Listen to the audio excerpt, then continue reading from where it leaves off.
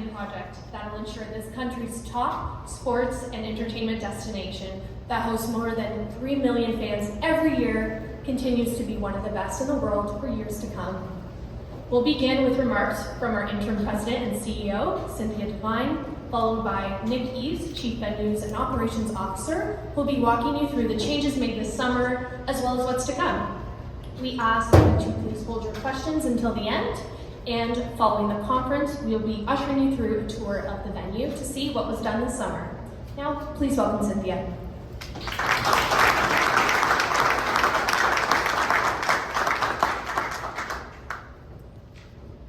Thank you, Victoria, and welcome everyone. Thank you for joining us today for our announcement that we've been planning and looking forward to for a number of years. It is an announcement that demonstrates a firm commitment by so many to deliver the very best to our city and to our fans. Scotiabank Arena, in many ways, is the heart of our city. It's where our fans, our teams, performing artists, and our employees come together as one almost every night to enjoy magical experiences and create countless memories, whether it's the excitement of sports or to celebrate incredible talent and artistry on the stage. In the process, this venue has established itself as one of the top venues in the world, as well as highlighting Toronto as one of the very best sports and entertainment markets globally. Scotiabank Arena will celebrate its 25th anniversary in February, and this investment by MLSE's owners will exceed $350 million over multiple phases and is another important example of their commitment to further building on Scotiabank Arena's global reputation, as well as a commitment to our teams, our employees, and most importantly, to our fans. You will see today the renovations that took place this past summer to upgrade the 200-level Scotiabank Arena, and you will hear about all of the exciting plans next summer and beyond to reimagine the 100-level concourse and many other renovations over the coming years. There are many people to thank for this incredible project, starting with MLSE's owners who have always prioritized making our venues world-class and delivering the best experience for our fans. I would also like to thank our partners, including Scotiabank, who share our vision and commitment to excellence, both in our venues and in our communities.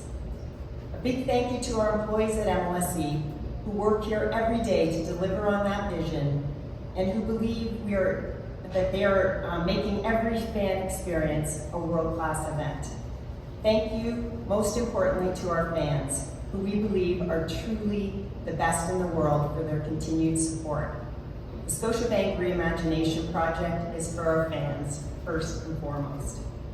At this point, I'd like to turn the podium over to Nick Eves, our Chief Venues and Operations Officer at MLSE, to walk you through all of the exciting details of the work that has been done this past summer and the work that will commence next summer as we ensure all the events at Scotiabank Arena offer the ultimate experience to everyone. Thank you.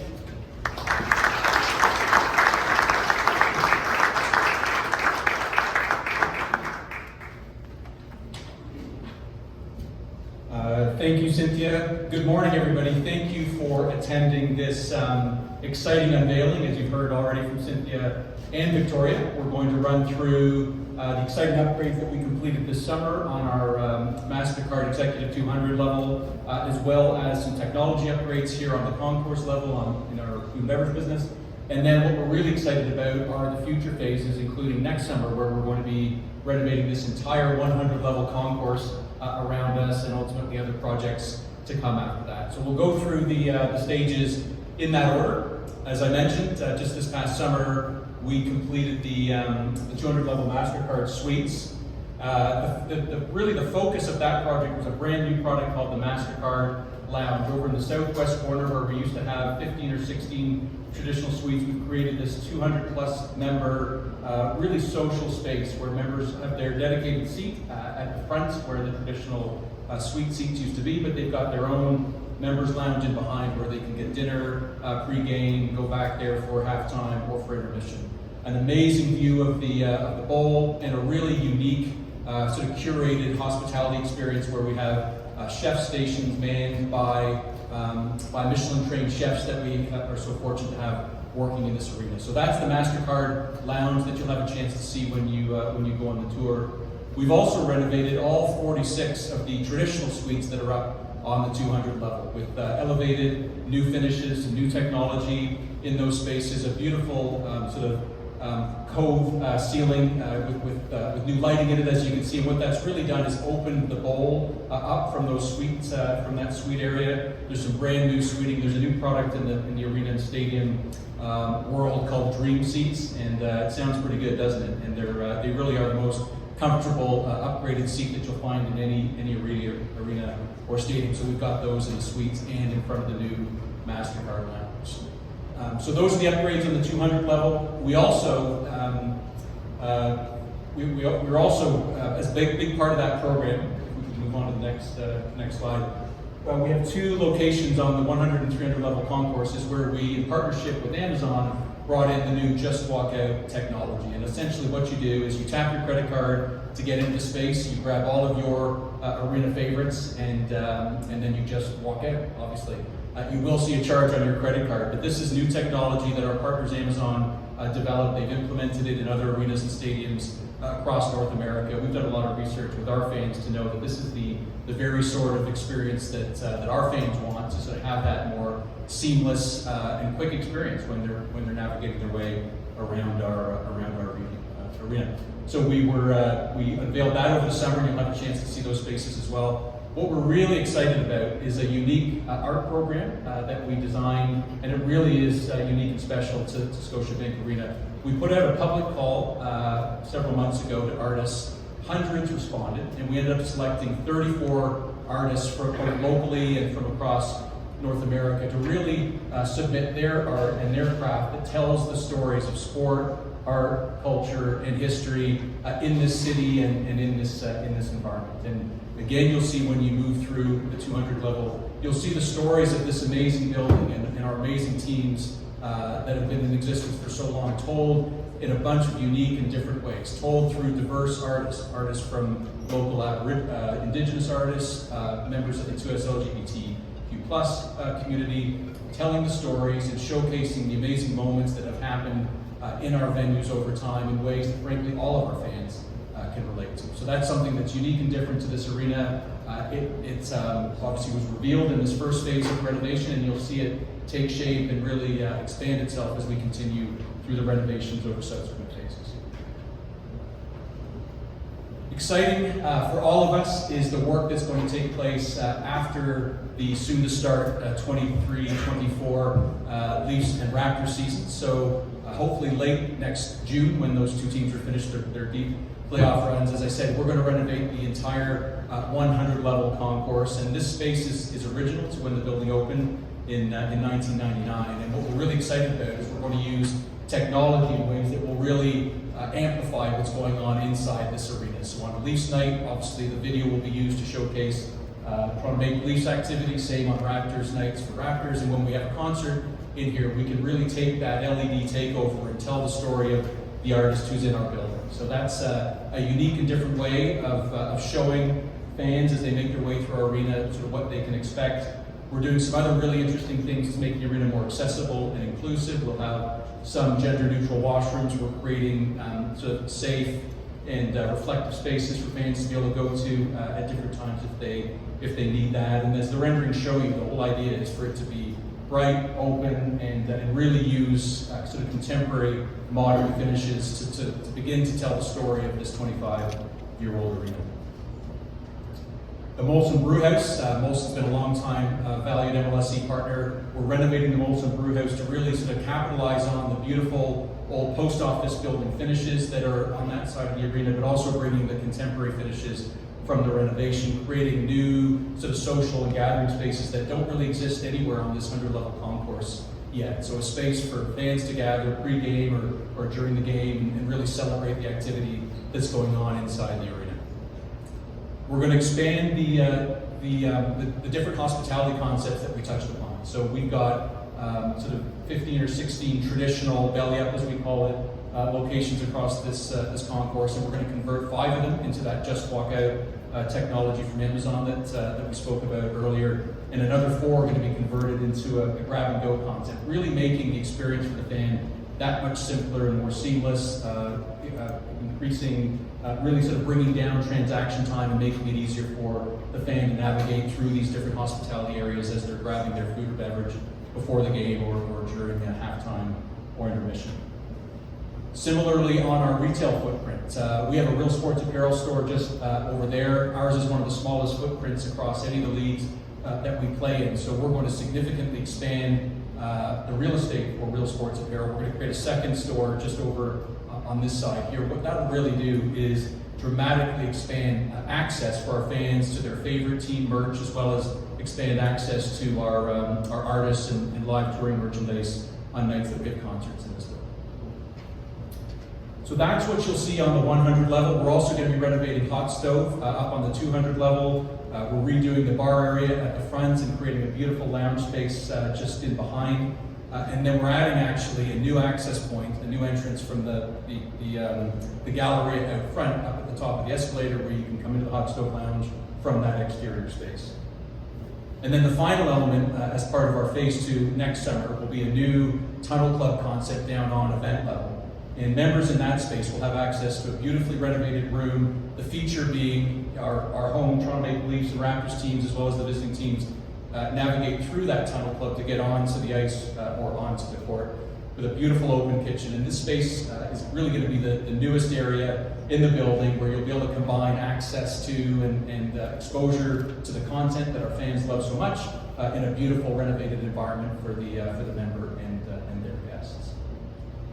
So those are the elements that will really feature our second phase when we begin it next summer. That work will continue through what will still be a busy concert season next summer, and it will spill into the start of the 2024-2025 seasons. And then what we're really excited about is that is not the end of things. As Cynthia touched upon, our owners have committed to approximately $350 million overall reimagination of this building, and you've had a sense of work that's been complete, the work to come, and in subsequent phases, we'll be looking at other areas like the 300 level concourse up above, a bunch of our back of house spaces where our artists come. The live music part of our business has grown significantly, and we need to create spaces that can accommodate those tours and those artists. So we'll be continuing with our fan-facing spaces. We'll need to bring up and modernize a bunch of our back of house spaces to better accommodate all of the content that comes through this building, and we'll be doing it over the coming years, making sure of one thing, which is that we continue to deliver for our fans the type of venue that we know they want and deserve when they come and see their beloved Maple Leafs or Raptors or whatever live concert they come.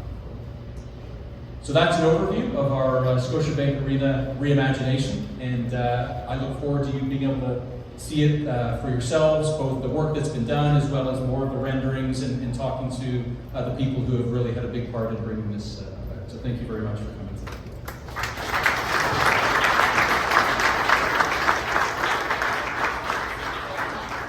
Questions for Nick. As a reminder, he's also going to be taking further questions during the tour, but if there are any questions now, we can take them you.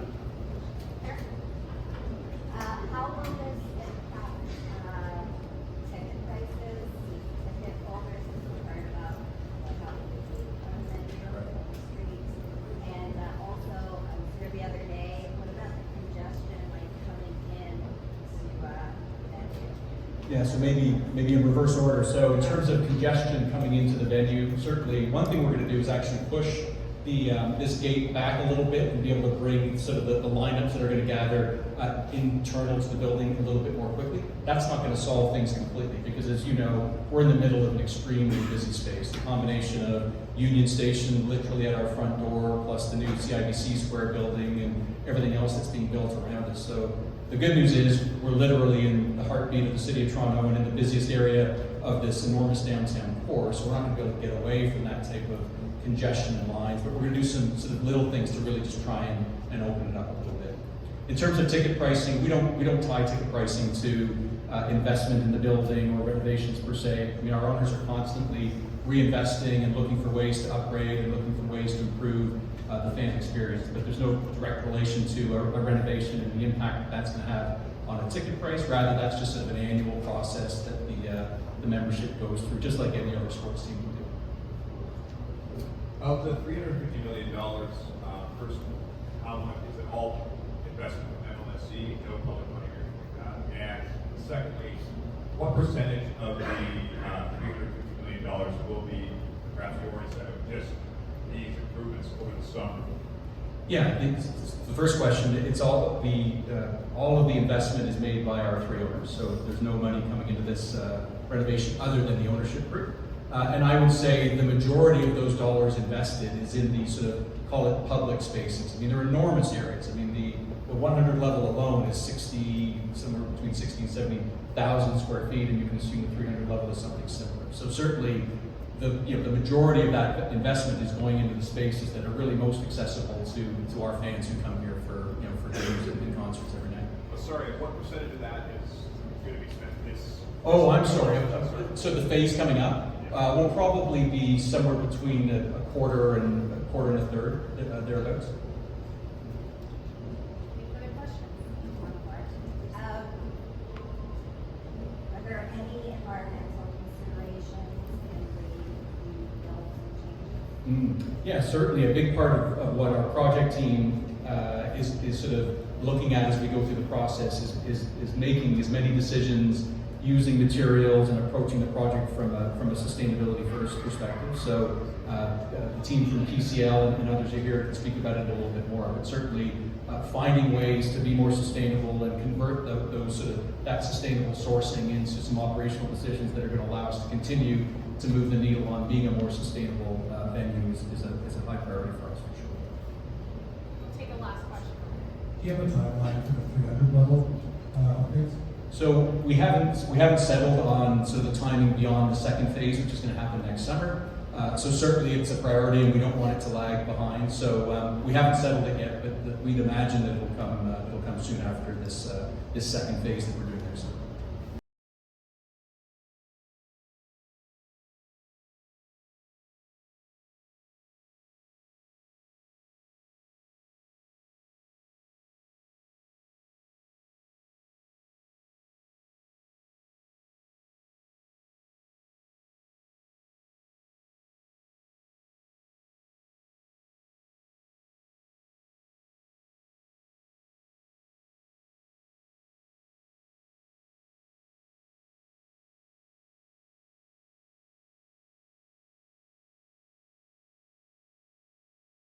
We'll tap your credit card. I'll show you the demo here shortly. You literally just walk in, grab what you want, and you leave. And everything is then charged to your credit card post-transaction, and you're off to go do whatever you want to do in terms of watching the game or the concert. There's no facial recognition here. This image detection just to track what you have when picking up, and then it gets settled right back to your card. It's a really innovative technology, really incredible technology. You're going to see more of these kinds of things in the Canadian market later, I think, the next 12 to 24 months. And we're happy to be leaders out front with our happy to take questions, and I'll do a short demo here. Let me just pull it up in my phone. All right, so my Visa ready to go. All I'm going to do is tap. It's going to pre-authorize $50 hold. It's going to approve it. I'm going to go. I'm going to walk right in, and I'm going to be able to just grab now and check what I want. Grab one of these, and one of these. Pricing is up on the boards there as well as walk in, and now I'm just going to roll it up. I'm now in charge, and I'm off. And now months ago, and we were able to select 34 artists to create 76 original art pieces for this collection. Of that, it represents about a third hockey, a third basketball, and a third of music, and so it was really important for us to show all of the different pieces of content in the building and represent some major moments and celebrate all the sports and the music that happens within these four walls. This is a great vintage artist. He uses assemblage and vintage records to form the silhouettes. Canvas and paper and metal, and there's watercolor and there's abstract and there's. For me, when I This is obviously Gord Downey. It's a famous photograph taken here at Scotiabank Arena during the last tour. But if you notice, there's lyrics that are, it's made up of lyrics put on top here, and each dot is made with toothpicks. And so the amount of detail, the amount of time that goes into it is absolutely astounding. Nicholas has 2 pieces. We would already passed the Elton John that's over on the other side. Mr. Naismith, it's all about news clippings because it's things that we tend to forget, and I wanted to actually talk about the layers of stories that are forgotten, and kind of bringing it forward again, and using the diagrams. It kind of brings a totality of what his contribution is to basketball, right? Because he's the first, he's the godfather of basketball, and coming from the north, which is Canada, because everybody keeps thinking that he's from the U.S., but he resides here in Canada. So I want to kind of bring that forward again, and for what he accomplished, his legacy. And I think that for us as an artist is being a part of this space and creating legacy as myself for having something permanently here. It's kind of surreal. So having him being the first, now I'm being the first or something in this is kind of